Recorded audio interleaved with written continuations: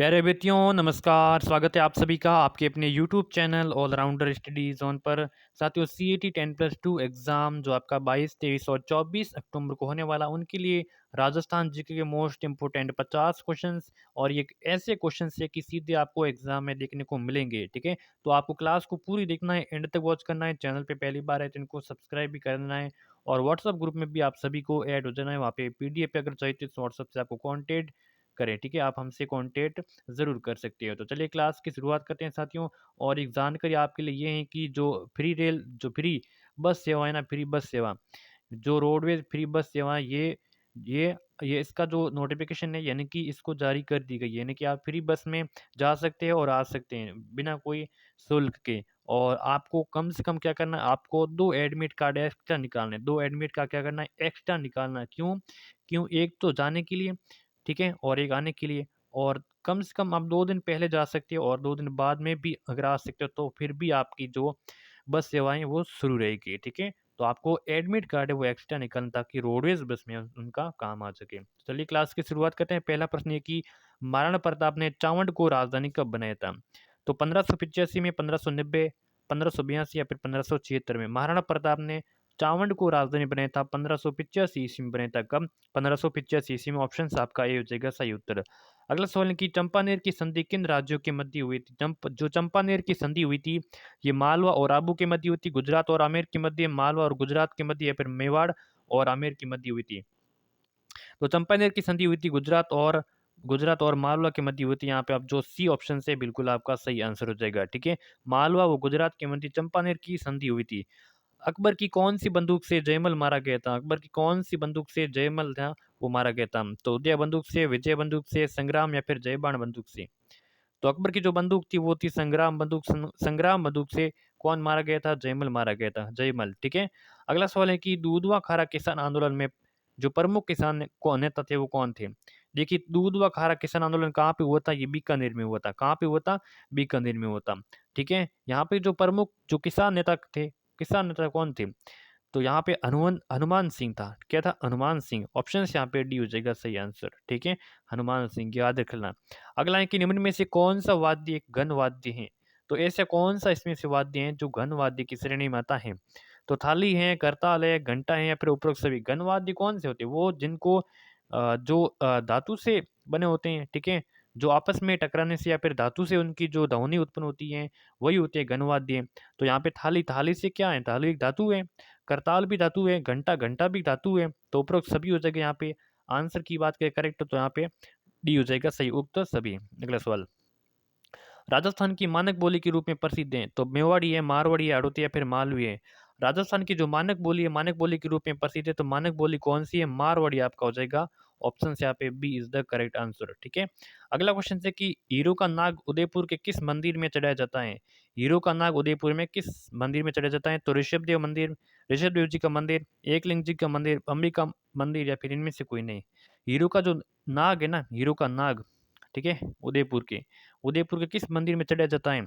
तो एक लिंग जी के मंदिर में। इसका निर्माण किसने करवाया था? बप्पा रावल ने इसका निर्माण करवाया था, एक लिंग जी। ठीक है, कहाँ पे? उदयपुर में। ठीक है, चलिए अगला क्वेश्चन ये है कि वर्तमान में सर्वाधिक विधानसभा सीटें किस जिले में? विधानसभा टोटल सीटों की संख्या कितनी है? विधानसभा सीटों की संख्या है 200। सर्वाधिक विधानसभा की सीटों कहाँ पे हैं? तो जयपुर में। कितनी है? 19 है। कितनी है? 19 है जयपुर में। ऑप्शन यहाँ पे डी हो जाएगा सही आंसर। अगर बात करें लोकसभा सीटों की, तो राजस्थान में लोकसभा सीटों की संख्या कितनी है? 25 है। कितनी है? 25 है। सर्वाधिक लोकसभा सीटों की संख्या कहाँ पर है?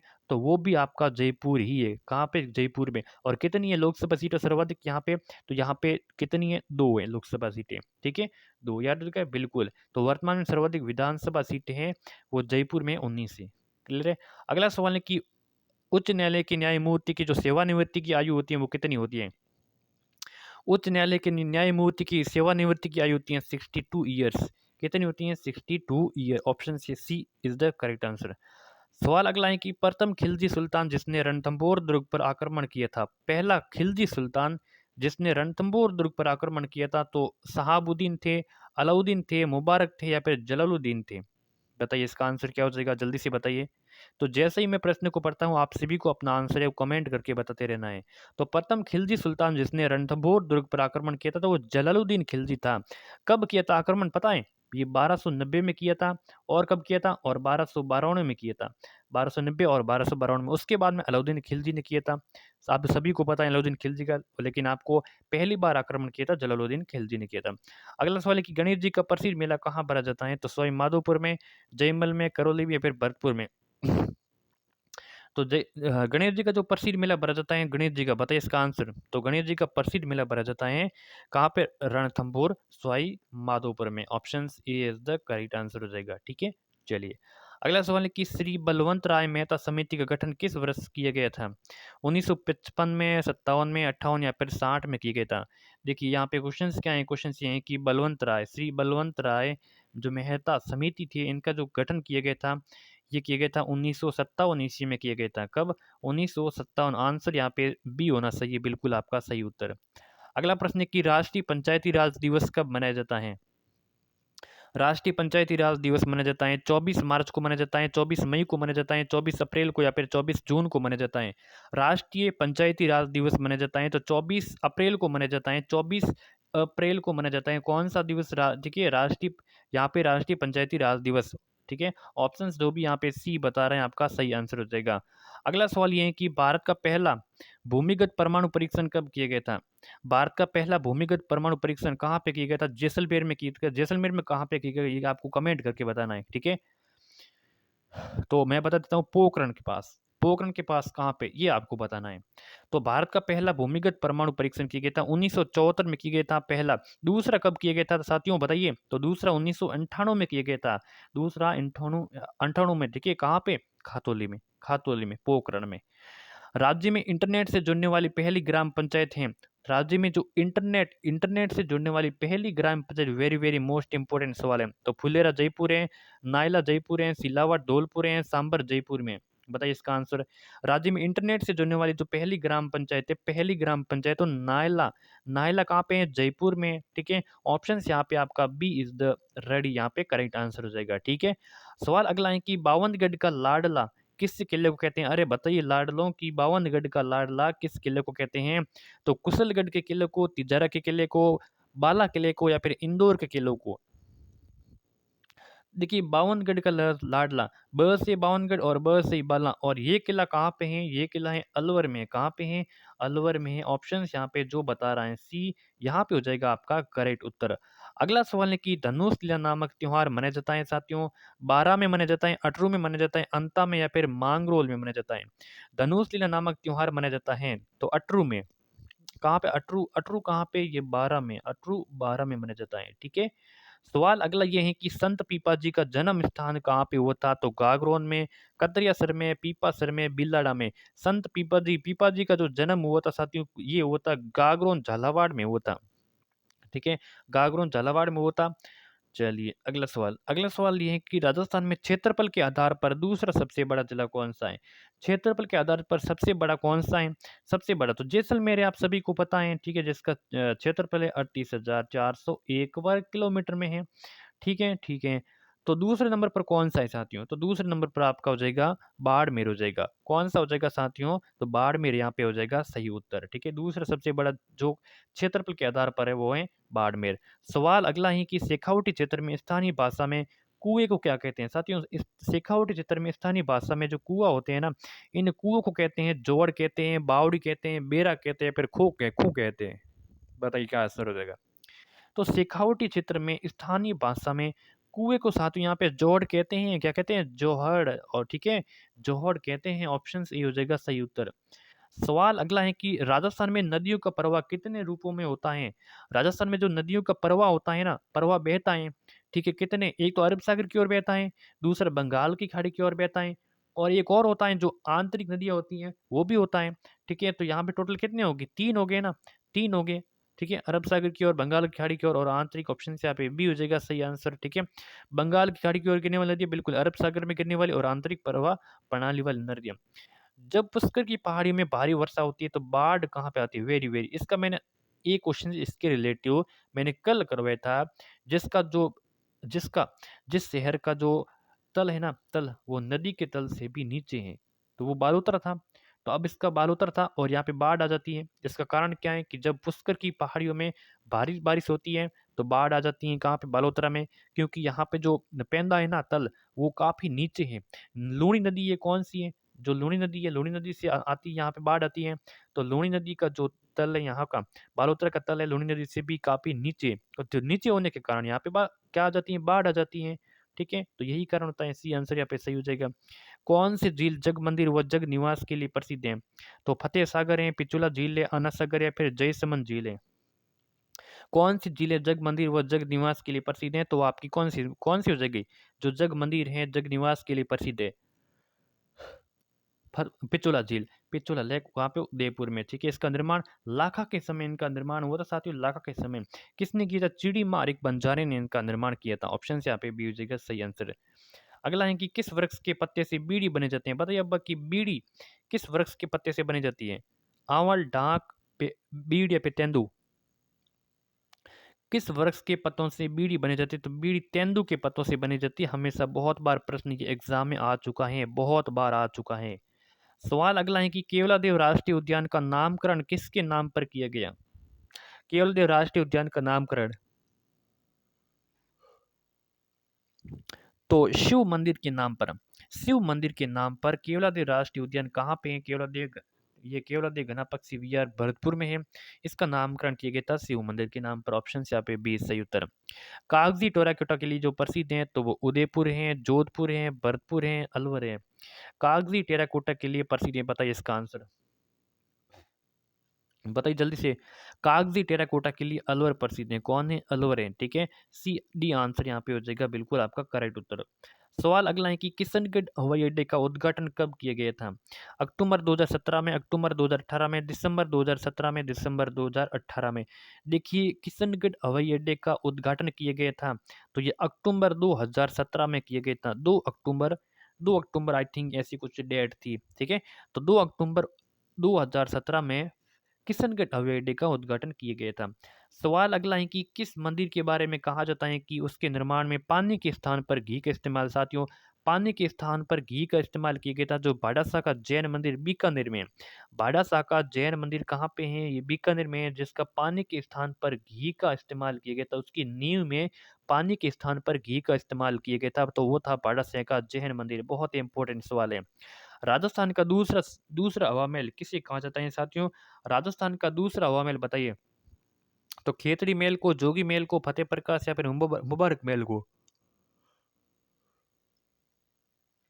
तो राजस्थान का दूसरा हवा महल साथियों कहते हैं खेतड़ी महल को कहते हैं। किसे कहते हैं? खेतड़ी महल। अब ये कहाँ पे आ गया? नीम का थाना में आ गया खेतड़ी महल। ठीक है, तो पहले कहा था खेतड़ी महल, कमेंट करके आप सभी को बताना था, बताना है। ठीक है, अगला है कि अटपटी पगड़ी चित्रकला किस शैली से संबंधित है? अटपटी पगड़ी तो बूंदी, कोटा, आमेर या फिर सिवाड़? अटपटी पगड़ी का संबंध है, अटपटी पगड़ी संबंध बताइए आमेर से। किससे साथियों? आमेर से। सी आंसर यहाँ पे सही आंसर हो जाएगा। अगला है कि वंश भास्कर का रचिता है साथियों बांकी दास है, सूर्यमल मिश्रण है, गौरी शंकर ओझा है या फिर श्यामल दास है? वंश भास्कर का रचिता, वंश भास्कर का रचिता है, बताइए साथियों। तो यहाँ पे सूर्यमल मिश्रण बिल्कुल आपका सही आंसर हो जाएगा। सूर्यमल मिश्रण है, वंश भास्कर के रचिता है। सवाल अगला है कि राजस्थान का एकमात्र लक्ष्मण मंदिर कहाँ पे है? अलवर में, उदयपुर में, भरतपुर में या फिर उदयपुर में, जयपुर में? राजस्थान का एकमात्र लक्ष्मण मंदिर कहाँ पे है? तो भरतपुर में। ऑप्शन से यहाँ पे सी आपका सही आंसर हो जाएगा। ठीक है, कहाँ पे है? भरतपुर में। सवाल अगला है कि राजस्थान का एकमात्र विभीषण मंदिर कहाँ पर है? तो कोटा में, बीकानेर में, अजमेर में या फिर जोधपुर में? सभी क्वेश्चन इतने इंपॉर्टेंट है कि आपको एग्जाम में जरूर देखने को मिलेंगे। तो विभीषण मंदिर कहाँ पे है? तो विभीषण मंदिर कैथून, कैथून कहाँ पे है? कोटा में। कैथून कहाँ पे है? कैथून है कोटा में। आपका ऑप्शन से यहाँ पे ए हो जाएगा सही उत्तर। सवाल अगला है कि राजस्थान उच्च न्यायालय जयपुर खंडपीठ की स्थापना कब हुई थी? राजस्थान उच्च न्यायालय की जो खंडपीठ है, राजस्थान उच्च न्यायालय कहाँ पे है? तो राजस्थान उच्च न्यायालय है जोधपुर में। ठीक है, जोधपुर में। ठीक है, चलिए जोधपुर में। इसकी एक खंडपीठ है वो जयपुर में। ठीक है, कहाँ पे है? जयपुर में खंडपीठ है। जिसकी स्थापना कब हुई थी ये आपको बताना है, स्थापना कब हुई थी। राजस्थान उच्च न्यायालय जयपुर खंडपीठ की स्थापना 1976 ईस्वी में हुई थी। ऑप्शन आपका ये हो जाएगा सही उत्तर। अगला सवाल है कि अंतर्राष्ट्रीय मानवाधिकार दिवस कब मनाया जाता है? तो 1 दिसंबर को, 9 नवंबर को, 10 नवंबर को या फिर 10 दिसंबर को। यहाँ पे क्वेश्चंस क्या पूछा, क्वेश्चंस ये है कि अंतर्राष्ट्रीय मानवाधिकार दिवस मनाए जाता है, तो 10 दिसंबर को मनाया जाता है, 10 दिसंबर को मनाए जाते हैं। डी आंसर यहाँ पे हो जाएगा सही उत्तर आपका। सवाल अगला है कि डूंगरपुर और बांसवाड़ा क्षेत्र में कौन सी भाषा बोली जाती है? तो डूंगरपुर और बांसवाड़ा में जो बोली बोली जाती है, तो वो आपकी कौन सी वागड़ी हो जाएगा, क्योंकि मारवाड़ी मारवाड़ी कहाँ बोली जाती है? सभी को पता है कि जैसलमेर है, जोधपुर है, बीकानेर है, बाड़मेर है और पाली है, नागौर है, इन क्षेत्रों में कौन सी मारवाड़ी और मेवाती अलवर है, भरतपुर है, इन क्षेत्रों में बोली जाती है। ढूंढाड़ी है वो जयपुर है, टोंक है, दुद्दू है, इन क्षेत्रों में जो ढूंढाड़ी बोली बोली जाती है। पीछे बची वागड़ी, तो वागड़ी आपकी हो जाएगी डूंगरपुर और बांसवाड़ा में। ऑप्शन आपका ये हो जाएगा सही उत्तर। सवाल अगला है कि जूनागढ़ किले का पुराना नाम बताना है आप सभी को। जूनागढ़ का किला कहाँ पे है? जूनागढ़ का किला बीकानेर में। राय सिंह ने इसका निर्माण करवाया था। राय सिंह ने इसका निर्माण 1585 ईस्वी में इसका निर्माण करवाया गया था। इनका अगर पुराना नाम बात करें तो पुराना नाम था चिंतामणि। क्या हो जाएगा यहाँ पे? चिंतामणि है वो इसका पुराना नाम था। क्योंकि लालगढ़ किला है, लालगढ़ किला जिसका निर्माण गंगा सिंह ने करवाया, ये कहाँ पे? ये बीकानेर में है। ठीक है, करणचंद का किला है, तारागढ़ का किला है जो अजमेर में है, बूंदी में है। लेकिन यहाँ पे जो जूनागढ़ का किला है इसका प्राचीन नाम है वो चिंतामणि है। सवाल साथियों अगला है कि किस दुर्ग का प्रवेश द्वार है वो नौलखा दरवाजा के नाम से जाना जाता है? किस दुर्ग के प्रवेश द्वार को नौलखा दरवाजा के नाम से जानते हैं? तो चित्तौड़ है, सिवाना है, जालोर या फिर रणथंभौर। बताइए किस दुर्ग का प्रवेश द्वार है वो नौलखा दरवाजा। नौलखा दरवाजा साथियों यहाँ पे रणथंभौर सवाई माधोपुर। डी आंसर हो जाएगा आपका करेक्ट आंसर। सवाल अगला है कि बेणेश्वर धाम किन नदियों के संगम पर है? बेणेश्वर धाम कहाँ पे है? डूंगरपुर में है बेणेश्वर धाम। ठीक है, आदिवासियों का कुंभ कहते हैं इनको, आदिवासियों का कुंभ कहते हैं, आदिवासियों का मेला कहते हैं बेणेश्वर धाम को, जो 3 नदियों के संगम पर है और वो है सोम मई और जाखम में। साथियों आपको सभी को याद रखना है कि सोम मई और जाखम। सी आंसर यहाँ पे बताने वाले मेरे भाई बहन का यहाँ पे करेक्ट आंसर हो जाएगा। सवाल अगला है कि विश्व का सबसे बड़ा चांदी का पात्र कहाँ पे रखा गया है? तो सिटी पैलेस जयपुर में, खेतड़ी झुंझुनू में, अर्श की पहाड़ या सिक्कर में या फिर लेक पैलेस उदयपुर में। विश्व का सबसे बड़ा चांदी का पात्र रखा गया है सिटी पैलेस। सिटी पैलेस कहाँ पे है? एक सेकेंड, हाँ तो सिटी पैलेस कहाँ पे? सिटी पैलेस जयपुर में। और यहाँ पे क्या कहा गया? यहाँ पे विश्व का सबसे बड़ा चांदी का पात्र यहाँ पे रखा गया है। ठीक है, सवाल अगला है कि बांसवाड़ा का मानगढ़ धाम किस समुदाय से संबंधित है? बांसवाड़ा का मानगढ़ धाम हत्याकांड हुआ था, ये किस समुदाय से संबंधित है? तो गुर्जर है, भील है, बनिया या फिर अहीर है।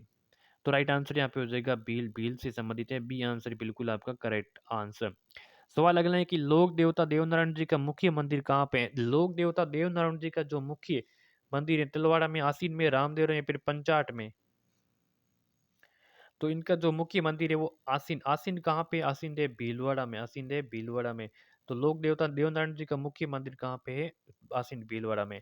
देवनारायण जी की पूजा स्थल आसीन भीलवाड़ा में और जोधपुर गांव में भी होती है। ठीक है, जोधपुर गांव में भी, टोंक में और देवमाली जो पुष्कर में, इसमें इसमें भी इनकी पूजा होती है। लठमार होली किस जिले में खेली जाती है? अलवर, जैसलमेर, धौलपुर या फिर करौली में? लठमार होली बताइए।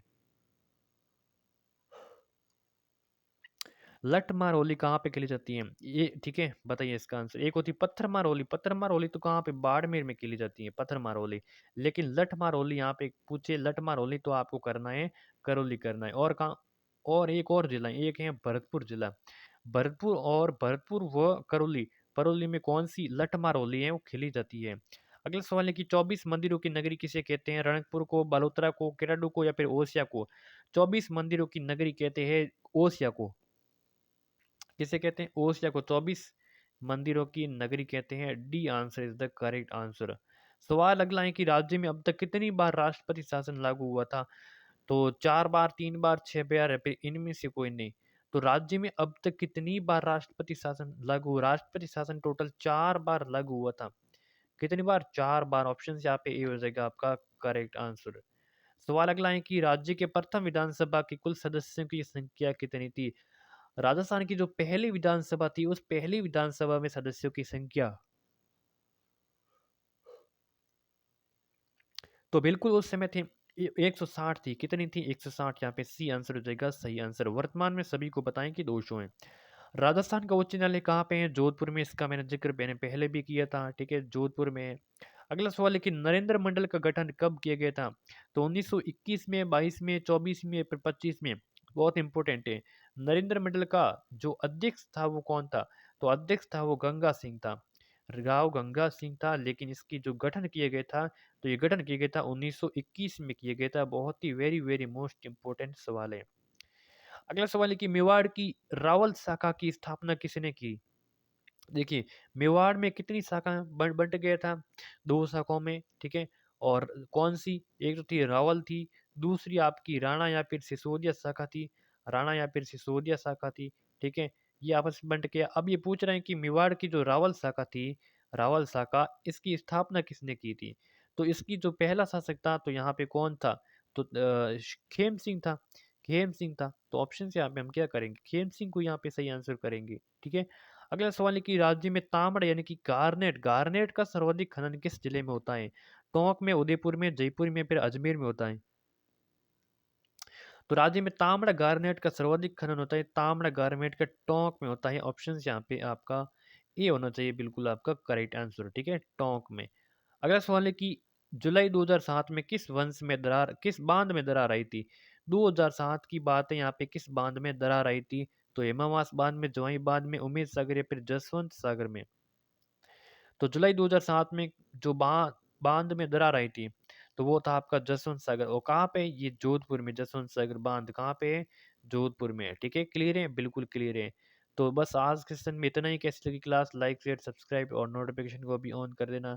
50 इन इकॉन में से कितने क्वेश्चन आपने अटेम्प्ट किए और कितने आपके सही हुए, कितने आपके गलत हुए, ये एनालिसिस करके ज़रूर हमें हमें भी इनकी जानकारी दें, ठीक है। और यूट्यूब चैनल को सब्सक्राइब कर दें। धन्यवाद।